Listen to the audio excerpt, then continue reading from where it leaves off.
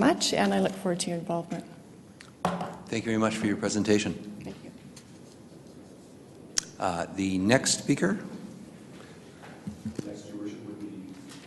Next, Your Worship, would be Leon Ted Smith from the International Hempology 101 Society. Thank you, and welcome, Mr. Smith, and welcome, Thank you. Thank you, Mayor and Council. Yes, my name is Ted Smith. I reside at 1246 Gladstone Avenue, and thank you for giving me this opportunity to speak.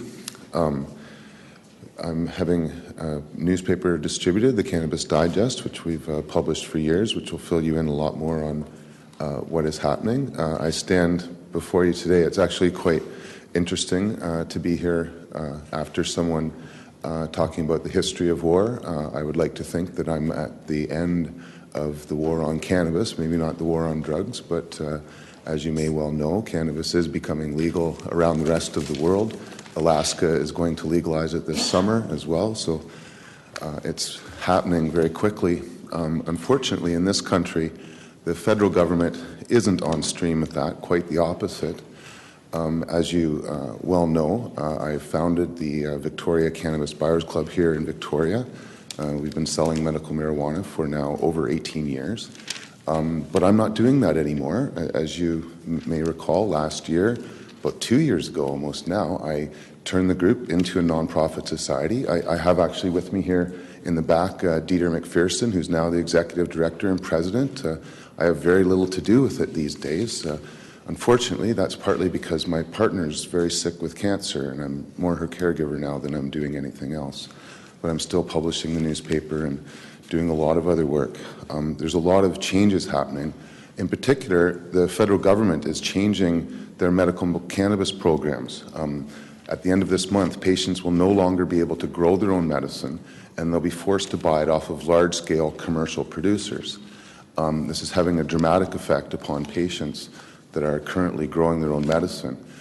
In fact, I'm having a rally on Parliament Hill in Ottawa on April 1st. I'm organizing in response to this. There's an injunction being filed in court next Tuesday in Vancouver that we're hoping will stop this, but we're not holding our breath for that. And so these changes are very threatening. Now, the other issue of extracts is very important to our club. As you know, we've had an ongoing trial when my bakery was raided a couple years ago. We were before the Court of Appeal in December of this year, awaiting that decision. It will come down before I speak to you next year for sure. We're hoping to go to the Supreme Court of Canada, but it kind of depends. We need a dissenting judge to do that. If we win a unanimous decision, we don't go to the Supreme Court. The irony is that that court decision is in regards to the old regulations that end at the end of this month. The new regulations that come into effect have the same problem. They don't allow these licensed producers to make cookies or any derivatives, and so patients are still stuck without any choices but to buy the smoked product themselves, which is unconstitutional. We're prepared to prove that again in court, as it seems we'll have to again with these new regulations. But as it is, our club, again, will exist without regulations or a license with the new regulations coming into effect. Fortunately, police departments here in British Columbia seem willing to allow dispensaries to continue to operate. I only brought one copy of a report from the Vancouver Police Department about dispensaries. It was issued last October. They cite the reasons why they're not going to raid dispensaries. They are not on the list of organizations or groups that they would normally target with their resources. As you well know, police resources should go towards violent offenders and people or organizations preying upon vulnerable members of the community. That's documented throughout this, so I will leave the report with you if you would like to read that. But it seems as though it's certainly in Vancouver, and we would hope here. We've got actually an excellent relationship with the Victoria Police Department. We couldn't have a better group of men and women protecting our city, in our opinion. So, we're not really scared for that. But we are scared for members that are losing licenses to grow, that are now going to be subject to mandatory minimums for growing more than 6 plants. And so, we're really going to bat for them. But again, we'd like to thank you for the proclamation this year. I'm assuming my 5 minutes is almost up.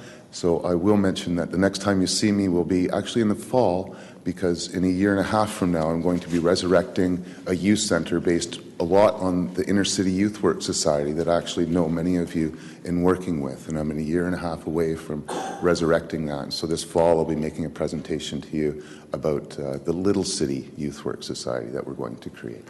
So again, thank you for your time, Mayor and Council, and have a wonderful evening. Perfect on 6 seconds. Well done, Ted. Thank you. Next speaker, please. The next speaker, Your Worship, is Tristan Trotter regarding the St. Andrews School site. Thank you. We'll see that gets distributed, Council. Yeah.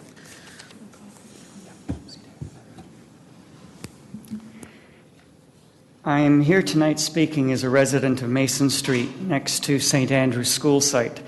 I want to make you all aware that BOSA Properties has turned in revised plans